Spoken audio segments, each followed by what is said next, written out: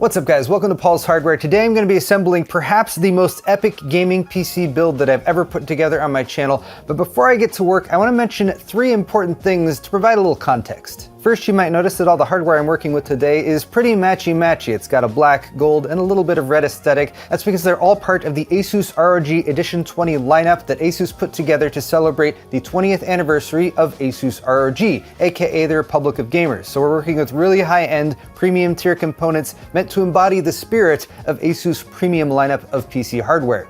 Item number two, just to address the elephant in the room, is it's probably not the ideal time to launch hardware like this, in my personal opinion. Although ASUS has been developing this stuff for quite some time, there is an ongoing PC hardware shortage. And that brings us to item number three, which is that when ASUS hit me up and said, Paul, we'd like to send you all this stuff to check out, I said the only way I would feel comfortable doing that is if I could give it away too, and ASUS said, okay. So there is a giveaway, not just for the stuff that you see right here, but everything I showed in the previously posted unboxing video, as well as an ASUS ROG Destrier chair that they also wanted to send over, but I was just like, physically do not have enough room for, so they're gonna ship that straight to the winner. And the timing on all this worked out great because it's going to help support our Extra Life charity livestream summer edition, which is taking place on Saturday, August 22nd.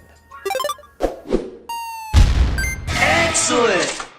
Today's video is brought to you by the Paul's Hardware store on paulshardware.net, the only official source for Paul's Hardware merchandise, tantalizing t-shirts, brilliant beer sets, high-quality hoodies, and more, all featuring the classic thumbscrew for tasteful and refined viewers, or the 8-bit thumbscrew for tasteful and refined viewers who hate curves. New designs are added sporadically and at random, so head over to paulshardware.net and get some of that sweet, sweet merch right now. Or not right now, after you watch the video. Either way. So with many thanks to ASUS and Kingston, we're going to go over the parts for today's build. And do note that if you want to see the unboxings of many of these, as well as the rest of the components they sent over, check out the first video posted just a couple days ago. This 4-item combo here represents the core components for our build, and ASUS is actually selling these as a combo in the US. I guess globally they'll be available individually. But the power supply, RTX 5090 GPU, case, and the motherboard plus AIO item are going to go for over $10,000. It's not exactly firm at this point, but more than 10 grand.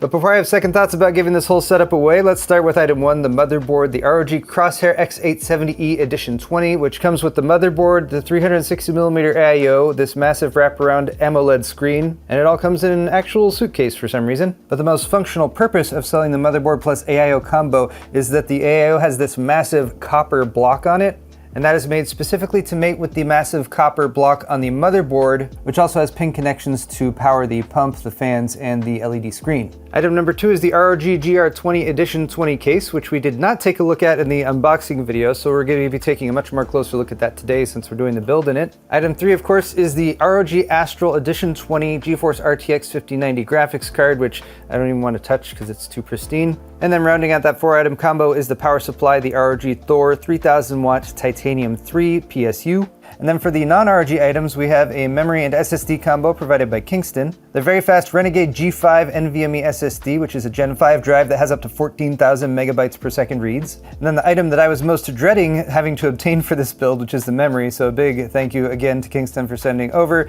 this 32GB DDR5 6800 speed Kingston Fury kit. Then the final item provided by yours truly is the Ryzen 7 9850X3D CPU, the fastest gaming CPU in the world. Alright, let's do a once over of the case, the ROG GR20 Edition 20. As you can see, this is an open chassis design, and you might be able to tell you have this sort of central pillar, which is the square, which is what all the hardware mounts to. And then down at the bottom you have two legs, or feet, or stands, or whatever you call them. Oh, and look, I missed a peel here. I've been trying to get all the peels on this build, and it's really hard. But okay, the legs are removable, so you can pop this one off and you can swap it to the other side, kind of match that one but sticking up at this angle, and then you can flip the whole thing to be horizontal, like sort of an open test bench. Then there's a display configuration that has the whole thing at sort of an angle to sort of give you a better look at all of the hardware. And the places where those feet mount are protected by these little plastic panel covers with magnets. There we go. Over on this side is where the power supply goes. Inside this housing, we also have a spot for radiator that is clearly marked radiator. So of course, ideally suited for the 360 AIO RYUJIN that we are putting in. Then flipping around to the other side, we have our motherboard mount, a little bit of cable tidying or protection, or maybe a modesty panel, I might suppose. And you can see some of that 20th anniversary etching, as well as the gold plaque right there. There were extra boxes of hardware that's going to contain stuff like the risers for mounting our graphics card over here. And then there is a front panel I/O area with a power button, a couple USB 3.0, 2 Type-Cs, and a mic and headphone jack. All right, now it's time to assemble this beast. We're going to start with motherboard prep, installing CPU, memory, and SSD. But if you watched the unboxing video, you probably saw a lot of these pieces that come off of the motherboard. They're held on by magnets and they block the PCIe slot, so obviously you're not meant to like keep that in place. These are meant to kind of put on display after you get your build put together, so the accessories box comes with these metal pieces. So you pop them on like so, and then you can keep that for a display on a desk or somewhere else.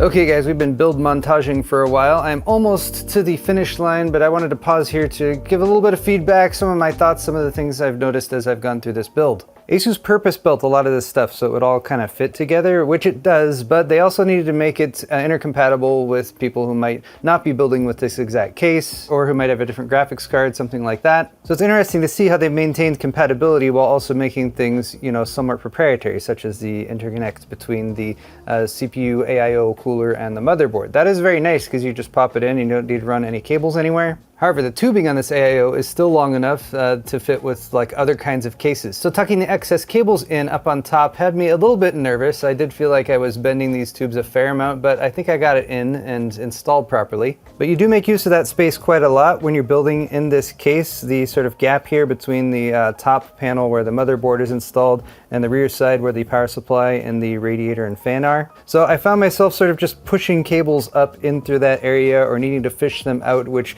wasn't wasn't like the hardest thing to do, but it wasn't exactly easy either. Speaking of not easy, once this system has like all this hardware on it, without even the graphics card, it gets really, really heavy. And I've been needing to constantly move it. I mean, part of that is because I'm trying to film this at the same time, so trying to get shots where things are actually visible. But then you also need to lay it on its side several times throughout the process and sort of hang the legs off the table right here so that you can actually have a stable surface to work on. None of that has been absolutely terrible, but there's one thing that just popped up that is bothering me a little bit. So this bottom area here is open until you install this fan, and this is a, I forget what kind of fan, this is like a cross-flow fan, I believe is what this kind of fan is called. So that goes in at the bottom down here and it helps cover up some of your loose cables. There's another panel that I need to still put on right there that's going to cover up all that. And then they give you these replacement magnetic panels to go over certain things that, you know, maybe don't look quite as pretty and pristine. However, with the HD audio plugged in, as well as my 3-pin addressable RGB header for the case RGB, this magnetic panel right here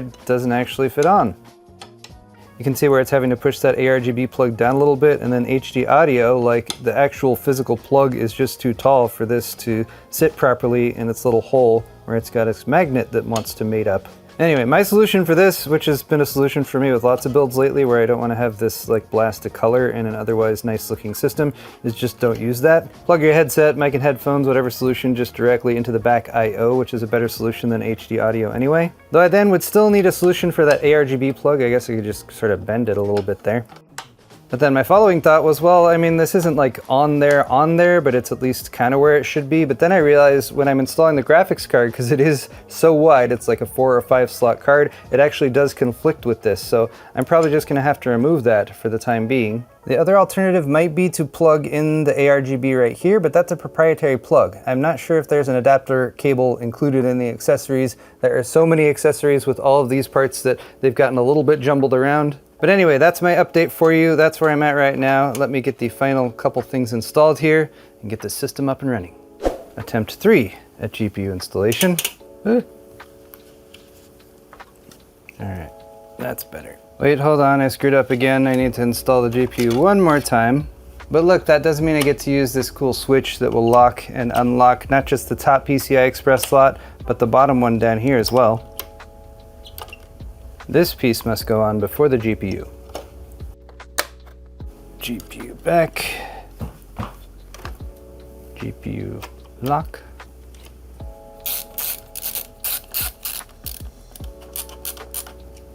And so finally, after getting the GPU installed properly, the system is all put together. And doesn't it look pretty? Isn't it nice when you get sort of the matching sets like we have with all of these 20th anniversary components? So everything really matches the color scheme. These sort of set bonus builds where everything matches really nicely all come together very satisfyingly. And after getting Windows installed and ASUS Armory Crate up and running, I was able to at least set sort of a basic color scheme. I was trying to go for gold with the RGB lighting here. Sort of a darkerish yellow, but I think it works. The one thing I wasn't able to figure out was controlling the screens. They are showing the default 20th anniversary animation on all 3 of them. There's actually 2 screens on this upper part and 1 screen on the GPU. But I'm gonna need to follow up with ASUS to figure out like how you actually control what's being displayed on there. I mean, the animations look cool, but it'd be nice to personalize them as well.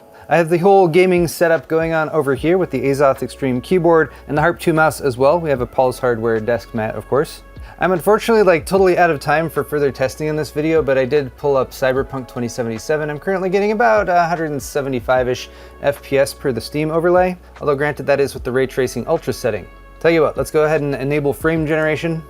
Yeah, I gotta restart, hold on. All right, now we got the AI frames in there as well, so we're up to 280, it was topping out at about 300 FPS. So obviously it's gonna depend on the game and the settings to actually hit 540 FPS with this monitor, but it's got G-Sync of course, so it's still displaying the exact amount of frames or refresh rate as the frame rate that I'm hitting.